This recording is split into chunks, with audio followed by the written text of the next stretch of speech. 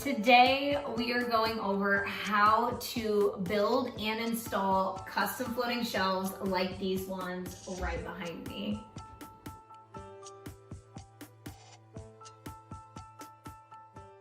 Hi guys, it's Britt from A Home Come True, and today I'm going over with you how to custom build and install floating shelves like these ones right here. Before we get started, I want to give you guys a little update on the baby bump. I'm actually starting to get a little tummy.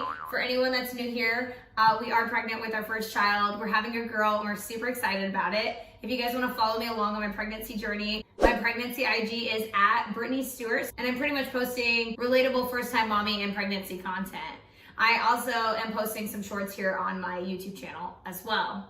Okay, back to the video. So if you've been following along on my pantry renovation, you know that I'm in my pantry and I really wanted to have custom looking sturdy shelving.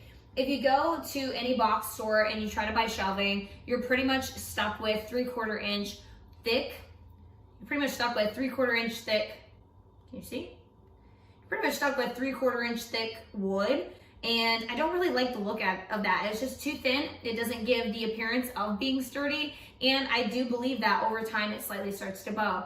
Also, I'm not a huge fan of the brackets that are required to assemble wood like that. I really like how sleek this looks underneath. These are attached directly to the studs. These are very sturdy. They're 2.5 inches thick. Damn, boy, he's thick! And they just give that custom made sturdy look. I absolutely love how these turned out. I would say these shelves are very versatile. You can use them in any project that requires shelving around your home, whether it be a pantry, a kitchen, a dining room, bookshelves in a living room, something like that. So if you're interested in how I built these custom shelves, they are super easy to DIY yourself. I will be going over step by step for you in this video. All right, this is the current state of my pantry. It is looking absolutely awesome, but I can do better. And I'm gonna do better by putting in some custom floating shelves, and that's why you guys are here for this video. Now, if you've been keeping up on my pantry renovation, this is the plywood that I got from my custom cabinet video. If you wanna learn how to make custom cabinets, I'll link the video right up above here in the cards. It's not as hard as you think. They are very easy to DIY, and I suggest giving it a try yourself. I bought some 2x2 furring strips. They're very cheap at the hardware store, and these are gonna help me achieve the thickness that I want, that 2.5 inch thickness. Hello, beautiful.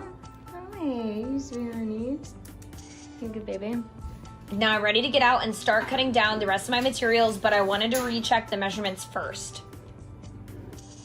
This is pretty straightforward here, guys. I'm taking all of my furring strips directly to my miter saw in my garage, and I'm using a tape measure and a square to ensure the right measurements and a straight line for the cut, and I'm cutting all of these pieces down.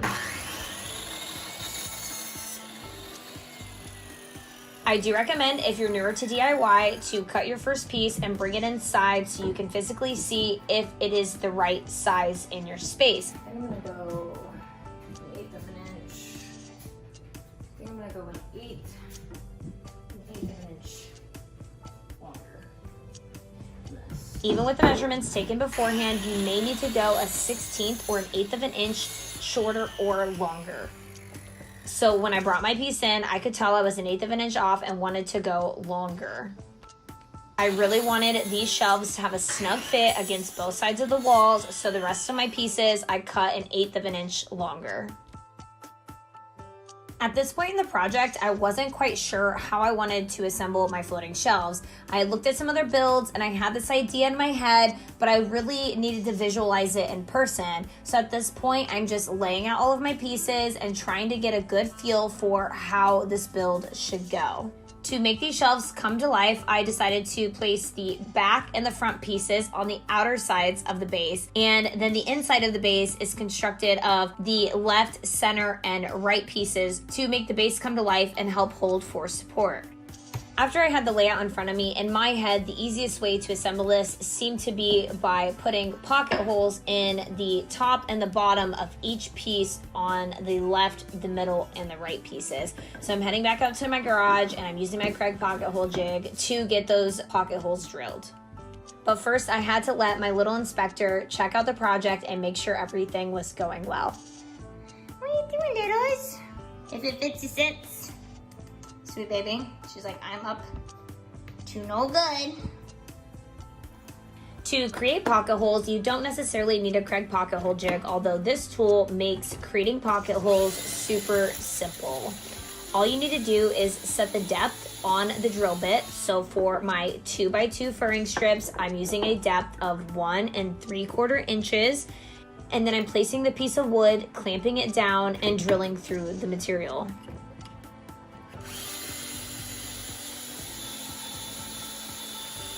By the way, beginning DIYers work where they have space to, aka why I'm on my kitchen floor.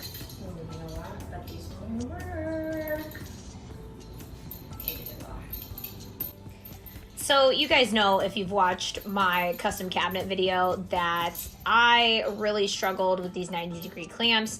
They are not easy to use. They are a pain in the butt. I thought maybe they would come in handy again here. And of course, the disappointment.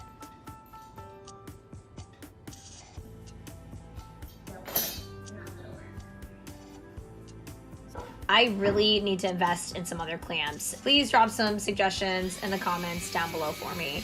Now, once I decided to go without the clamps, I essentially decided to freehand construct this. The biggest thing is making sure your project stays square, which I really didn't have too much of an issue with this, and I also wasn't super concerned because the base of this floating cabinet is completely encased by other plywood. Also, to assemble this base, I am using 2 1/4 inch pocket hole screws, which came with my Craig pocket hole jig tool set. And when you have everything put together, this is what it should look like. Specifically for my floating shelves, I am making these 16 inches wide by the length of my pantry, which is about 40.5 inches long. But the dimensions of this build can be changed easily to fit your preference and your project. I highly suggest mapping out your project on paper beforehand so you have a visual representation of your project and you stick to the plan. This paper has been through the ringer, but this was my plan before I started this project. Let's talk about getting these floating shelves installed. So to start, I am measuring and marking where I want the bottom of the base to be. So this is 12 inches from the first shelf that I already installed. And I am not only marking where I want the bottom of the base to be, but I'm also finding the studs because it is extremely important for these shelves to hold weight. In order to find where the studs are, I'm using a deep find stud finder. And then I am not only marking on the wall where the stud is, but I'm also measuring and marking on the back of the base. So I have a visual indication of where I should be screwing in my 3-inch cabinet screws. Now this made it super easy for me. And if you listen super closely, you can definitely tell when you're boring into a stud. It's a little bit more difficult to drill, and you're definitely drilling through solid wood. Now through this whole process, I am making sure that the back and the left, right side, and front side are all completely level, and the shelf can be adjusted accordingly if it is not level and in the place that it needs to be. Once the base is completely attached to the studs and level on all 4 sides, it is time to add that 3/4 inch piece of red oak plywood. Now because 2x2 furring strips are actually 1.5 inches thick, I'm using 2-inch wood screws to completely drill through the bottom of the base into that 3/4 inch piece of plywood to attach the top to my base. If you have the issue where your screws start stripping out, remember that you are drilling through solid wood. So you may need to pilot a hole that is a little bit smaller or the same size as the screw before you drill the screw into the base. To finish and trim the front of these shelves, I wanted a piece of wood that didn't look like it was cut previously in a saw. So I bought a 1x3 12-foot piece of red oak board.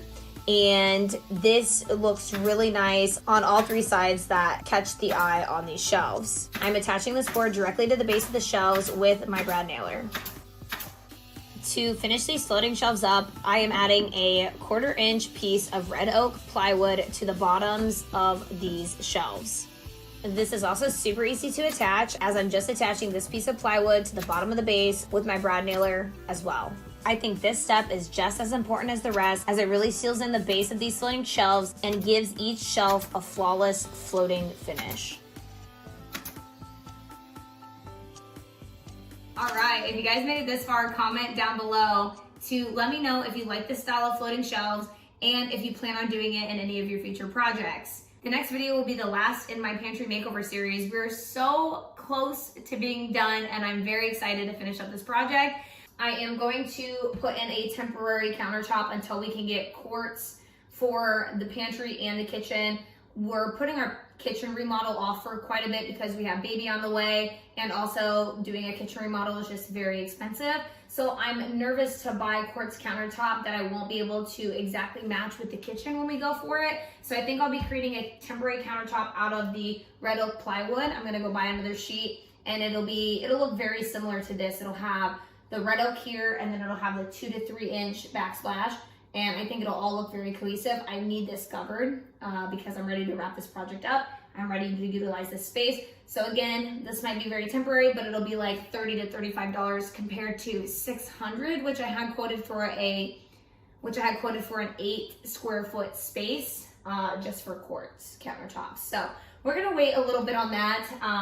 So stay tuned in the next video if you wanna see how to make a temporary or not so temporary countertop for your cabinets. And then I'm also going to be installing a pull-out trash and recycle bin on one side, a shelf on the other side, so I have a little bit more room to store countertop appliances. And then I'll be doing a decorate with me, so I have some reusable containers, and we'll be decorating these shelves with our food, our reusable containers, plants.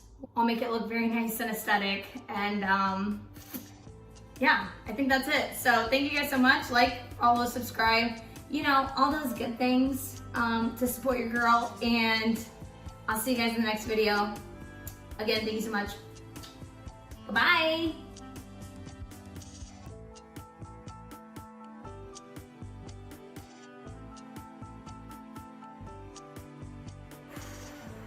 Being pregnant and trying to speak for 5 minutes in total makes me very out of breath. Can anyone else relate? Am I just out of shape? Maybe. Oh, maybe.